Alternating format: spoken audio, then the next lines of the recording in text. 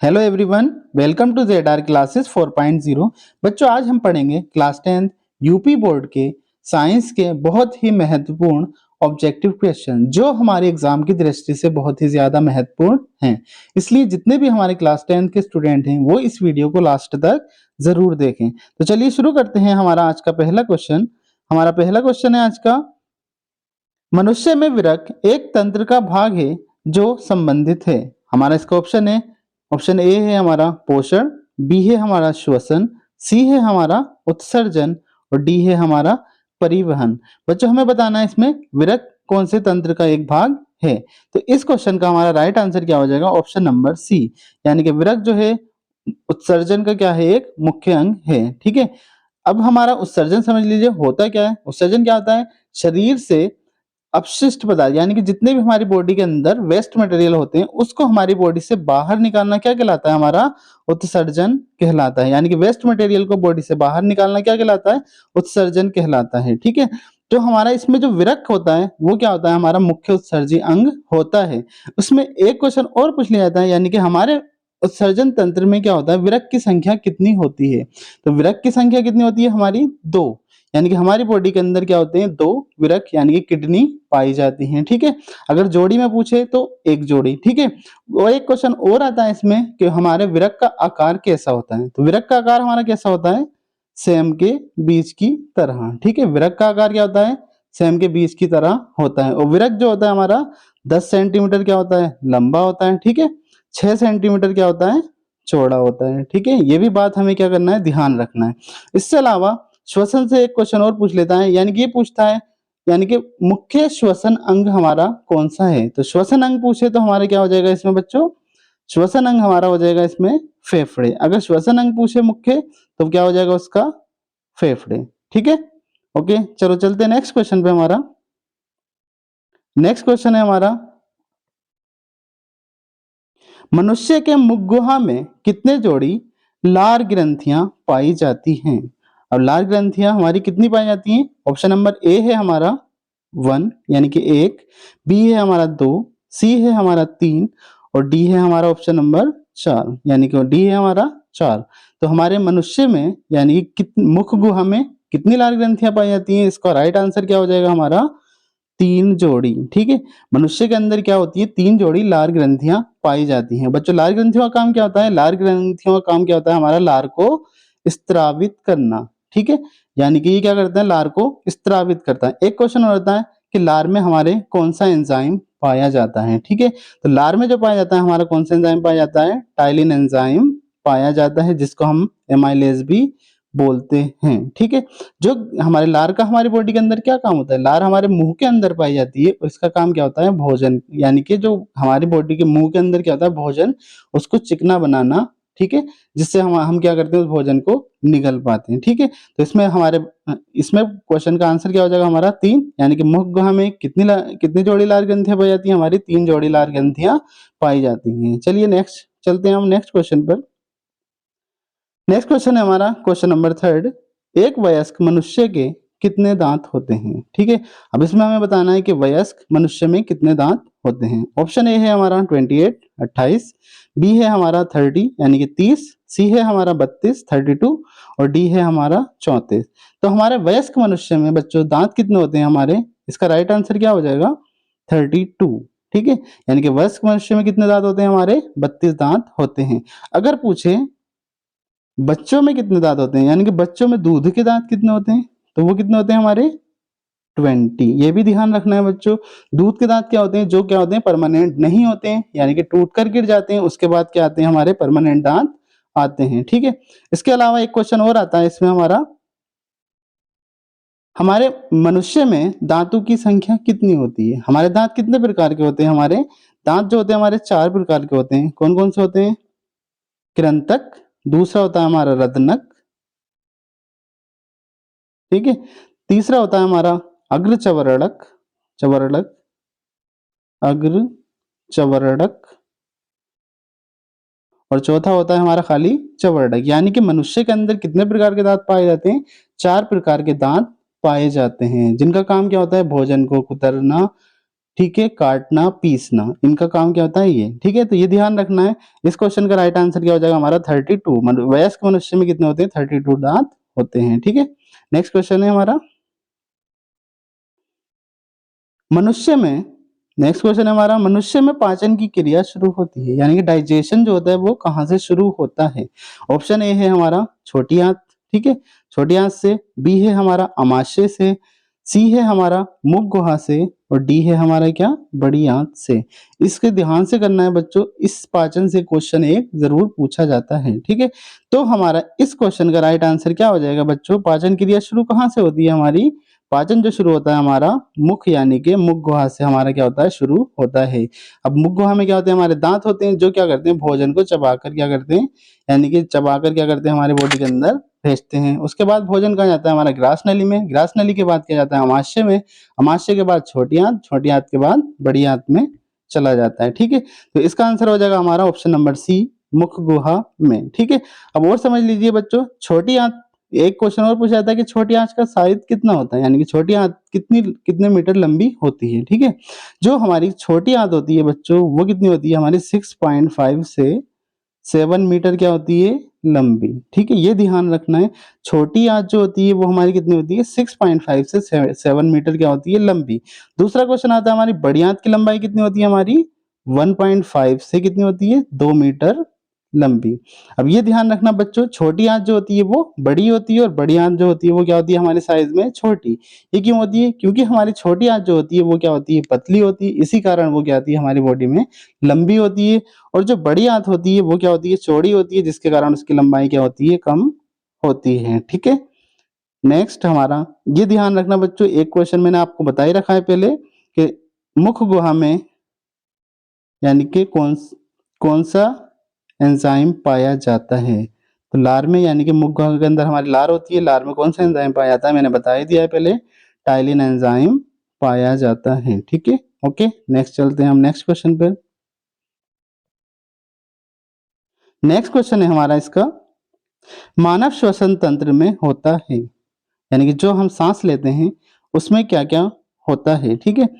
Option A है हमारा स्वर तंत्र, स्वर यंत्र, ठीक है, बी है हमारा श्वास नली, सी है हमारा फेफड़ा, और डी है हमारा इनमें से सभी, ठीक है। तो बताइए बच्चों इसका राइट आंसर क्या होगा? तो इस क्वेश्चन का राइट आंसर होगा ऑप्शन नंबर डी, यानी कि क्या होगा? हमारे श्वसन तंत्र में जो होता है हमारा स्वर यंत्र भी होता है, श्वास नली भी होती है जिसके द्वारा हम सांस हमारी फेफड़ों तक जाती है, उसके बाद फेफड़े भी हमारे क्या होते हैं? श्वसन तंत्र का एक पार्ट होते हैं। तो इनमें से क्या हो जाएगा? सभी इसका क्या हो जाएगा? राइट आंसर, ठीक है। मुख्य श्वसन अंग पूछे तो हमारा क्या होता है? हमारा फेफड़ा क्या हो जाता है? मुख्य श्वसन अंग हो जाता है। चलिए चलते हैं नेक्स्ट क्वेश्चन पर। नेक्स्ट क्वेश्चन है हमारा क्वेश्चन नंबर 6, क्या है? मछलियों में श्वसन होता है। तो मछलियों में श्वसन होता है, ऑप्शन ए है हमारा ट्रेकिया के द्वारा, बी है हमारा फेफड़ों के द्वारा, सी है हमारा शरीर की सतह से, और डी है हमारा क्लोम या गिल्स के द्वारा। तो बच्चों सभी को पता होगा मछलियां जो श्वसन करती हैं वो क्या करती हैं? क्लोम या गिल्स के द्वारा क्या करती हैं? श्वसन करती हैं। अगर मनुष्य का पूछे, मनुष्य में श्वसन किससे होता है? वो मनुष्य करते हैं हमारे फेफड़े के द्वारा श्वसन करते हैं, ठीक है। चलिए चलते हैं नेक्स्ट क्वेश्चन पे। हमारा आज का नेक्स्ट क्वेश्चन है हमारा क्वेश्चन नंबर 7। क्वेश्चन क्या है? मनुष्य के शरीर की सबसे बड़ी ग्रंथि है, यानी कि मनुष्य की शरीर की हमारे सबसे बड़ी ग्रंथि कौन सी है? ये आपको क्या करना है? बताना है, ठीक है। ऑप्शन ए है हमारा लिवर, लिवर जिसको क्या बोलते हैं हम? यकृत, जिगर, कलेजा, ठीक है, यकृत। बी है हमारा अग्नाशय, सी है हमारा अंडाशय, और डी है हमारा एड्रीनल। तो बच्चों आप सभी को पता होगा हमारे शरीर की सबसे बड़ी ग्रंथि कौन सी होती है? हमारी लीवर, यानी कि यकृत जो होती है मनुष्य के शरीर की सबसे बड़ी ग्रंथि होती है। एक क्वेश्चन और पूछ लेता है, यकृत का भार कितना होता है? तो भार कितना होता है इसका? 1.5 किलोग्राम, यानी यकृत का भार कितना होता है हमारा? 1.5 केजी, ठीक है।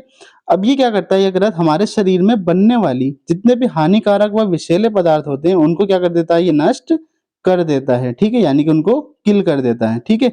और एक चीज और ध्यान रखना बच्चों, यानी कि यकृत से क्या होता है? एक रस स्रावित होता है जिसका नाम क्या होता है? पित्तरस। यानी कि यकृत से कौन सा रस स्रावित होता है? क्वेश्चन में पूछा जाता है यकृत से कौन सा रस स्रावित होता है? हमारा पित्तरस क्या होता है? स्रावित होता है, यानी कि यकृत से पित्त रस स्रावित होता है। और एक क्वेश्चन और आता है पित्त रस इकट्ठा कहाँ पर होता है, तो वो कहाँ पर होता है बच्चों, पित्ताशय में। यानी कि पित्ताशय में क्या होता है, पित्त रस क्या होता है, इकट्ठा होता है। और स्रावित कहाँ से होता है हमारा, यकृत यानी कि लीवर से। ओके, नेक्स्ट क्वेश्चन पे चलते हैं, क्वेश्चन नंबर 8। क्वेश्चन नंबर 8 है हमारा, वृक्क की संरचनात्मक एवं क्रियात्मक इकाई को क्या कहते हैं। ठीक है, इसमें बताना है संरचनात्मक एवं क्रियात्मक इकाई हमारी किडनी की। ठीक है, ऑप्शन ए है हमारा नेफ्रॉन, ठीक है, बी है हमारा मूत्र वाहिनियां, सी है हमारा ग्लोमेरुलस और डी है हमारा बोमेन संपुट। तो बच्चों इसका बताओ राइट आंसर क्या होगा इसमें। इसका राइट आंसर होगा option number A nephron. Nephron जो होता है हमारा, इसकी वृक्क क्या होती है, क्रियात्मक एवं संरचनात्मक इकाई होती है। और बच्चों एक क्वेश्चन इंपॉर्टेंट है, ये याद रखना है, यानी कि पूछ लेता है कभी कभी कि वृक्क में कितने नेफ्रॉन पाए जाते हैं। तो बच्चों ये ध्यान रखना, एक वृक्क के अंदर क्या होते हैं 10 लाख, यानी कि 10 लाख नेफ्रॉन पाए जाते हैं। ये इंपॉर्टेंट क्वेश्चन है, यानी कि नेफ्रॉन की संख्या एक वृक्क में कितनी होती है, 10 लाख। ओके, चलिए चलते हैं नेक्स्ट क्वेश्चन पे। क्वेश्चन नंबर हमारा नेक्स्ट है क्वेश्चन नंबर 9। जठर ग्रंथियां कहाँ पाई जाती हैं। ऑप्शन ए है हमारा आंख में, बी है हमारा अग्न्याशय में, सी है हमारा यकृत में और डी है हमारा अमाशय में।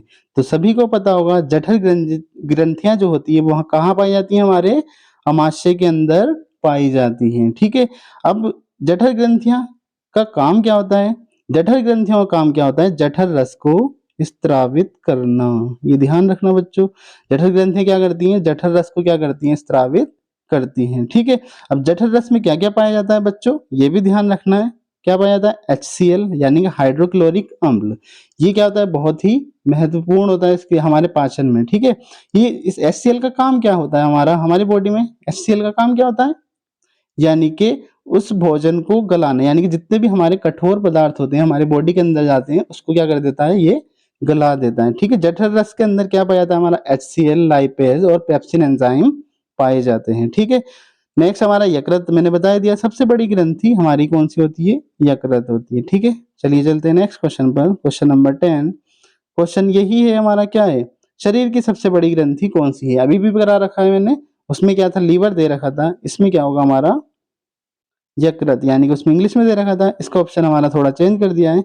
यानी कि ऑप्शन ए है हमारा, इसमें क्या है, लार ग्रंथि, बी है अमाशय, सी है हमारा यकृत और डी है हमारा क्या, थायराइड। ठीक है, तो इसमें हमारा ऑप्शन क्या हो जाएगा बच्चों, यानी कि शरीर की सबसे बड़ी ग्रंथि कौन सी है हमारी, कौन सी है हमारी, यकृत क्या होती है, शरीर की सबसे बड़ी ग्रंथि होती है। ठीक है, और समझ लेते हैं बच्चे, लार ग्रंथि क्या होती है, जिससे लार स्रावित होती है, मैंने पहले ही बता रखा है। ठीक है, थायराइड क्या होती है हमारी, कहाँ पाई जाती है, ये क्वेश्चन पूछता है, थायराइड ग्रंथि कहाँ पाई जाती है। तो बच्चों ये ध्यान रखना, कहाँ पाई जाती है, हमारे गले के अंदर क्या होती है, थायराइड ग्रंथि पाई जाती है, जिसका भार कितना होता है, ये भी ध्यान रखना है, 25 से 30 ग्राम। ठीक है, यानी कि थायराइड ग्रंथि का भार कितना होता है, 25 से 30 ग्राम। और ये भी ध्यान रखना है, पुरुषों की अपेक्षा ये होती है, स्त्रियों में क्या होती है, ये बड़ी होती है, यानी कि पुरुषों में थोड़ी, स्त्रियों की अपेक्षा छोटी होती है। पुरुषों में क्या होती है, छोटी, और स्त्रियों में क्या होती है, ये बड़ी होती है। ठीक है, चलिए चलते हैं नेक्स्ट क्वेश्चन पर। नेक्स्ट है हमारा क्वेश्चन नंबर 11। मानव शरीर में कितने वृक्क होते हैं, मैंने पहले भी बता रखा है कितने वृक्क होते हैं, यानी किडनी। ऑप्शन ए है हमारा एक जोड़ा, दो है हमारा, बी है हमारा दो जोड़ा, सी है हमारा सिर्फ एक या डी है हमारा तीन। मैंने बताया था अभी आपको कि वृक्क कितने होते हैं हमारी बॉडी के अंदर, दो। ठीक है, इसमें क्या है, जोड़ों में पूछा है तो आंसर क्या हो जाएगा, यानी कि दो में क्या होते हैं, एक जोड़ा। तो इसका ऑप्शन हमारा क्या हो जाएगा, ऑप्शन नंबर 1 क्या हो जाएगा इसका राइट आंसर। अगर जोड़ों में पूछे तो एक जोड़ा, संख्या में पूछे तो कितने वृक्क होते हैं हमारे, दो। ठीक है, ओके, चलते हैं नेक्स्ट क्वेश्चन। नेक्स्ट है हमारा क्वेश्चन नंबर 12। क्या है, कूपिका वायु कोष्ठिका पाई जाती है। ये हमारा बहुत ही इंपॉर्टेंट क्वेश्चन है, ये 2023 में भी पूछा गया था। ठीक है, तो हमारी कूपिका यानी कि वायु कोष्ठिका कहाँ पाई जाती है। ऑप्शन ए है हमारा फेफड़ों में, बी है हमारा अमाशय में, सी है हमारा यकृत में और डी है हमारा इनमें से कोई नहीं। तो इसका राइट आंसर बच्चों क्या हो जाएगा हमारा, कहाँ पाई जाती है? कूपिका हमारी फेफड़ों के अंदर पाई जाती है। ठीक है, चलिए चलते हैं नेक्स्ट क्वेश्चन पे हमारा। नेक्स्ट क्वेश्चन है क्वेश्चन नंबर 13। मूत्र का निर्माण होता है, यानी कि मूत्र निर्माण कहाँ होता है? ऑप्शन ए है हमारा वृक्क में, बी है हमारा यकृत में, ठीक है, सी है हमारा प्लीहा में और डी है हमारा हृदय में। ठीक है, तो इस क्वेश्चन का राइट आंसर बच्चों क्या हो जाएगा? ऑप्शन नंबर ए वृक्क में, यानी कि मूत्र का निर्माण कहाँ होता है? हमारा वृक्क के अंदर होता है। ठीक है, हृदय का काम क्या होता है? यानी कि हृदय का काम क्या होता है? ब्लड को पंप करना, ये भी ध्यान रखना है। हृदय का काम क्या होता है? ब्लड को पंप करना। ठीक है, तो इसका हमारा ऑप्शन नंबर क्या हो जाएगा? ए क्या हो जाएगा राइट आंसर। ठीक है, नेक्स्ट हमारा क्वेश्चन है 14। यकृत किस रस को स्त्रावित करता है? ठीक है, वही ऑप्शन आ गया, मैंने बताया था अभी। ऑप्शन ए है हमारा लार, बी है हमारा जठर रस, सी है हमारा पित्त रस और डी है इनमें से कोई नहीं। तो यकृत किसको स्त्रावित करेगा? अभी बताया था मैंने, पित्त रस को स्त्रावित करता है यकृत। ठीक है, पित्त रस इकट्ठा कहाँ पर होता है? तो वो कहाँ होता है? हमारा पित्ताशय में इकट्ठा। मोस्ट इंपोर्टेंट क्वेश्चन है, इसको ध्यान रखें। अगर पूछे यकृत किस रस को स्त्रावित करता है तो पित्त रस, इकट्ठा कहाँ होता है? हमारा पित्ताशय में। ठीक है, जठर रस से क्या, जठर रस कहाँ से स्त्रावित होता है? हमारा जठर ग्रंथियों से। लार कहाँ से स्त्रावित होता है? हमारा लार ग्रंथियों से। ओके, नेक्स्ट क्वेश्चन है हमारा आज का लास्ट क्वेश्चन। क्वेश्चन है हमारा, लार में कौन सा एंजाइम पाया जाता है? ठीक है, लार में हमारा पूछा कौन सा एंजाइम पाया जाता है। ऑप्शन ए है अमाइलेज या टाइलिन, एमाइलेज टाइलिन, बी है हमारा लाइपेज, सी है हमारा पेप्सिन और डी है हमारा इनमें से सभी।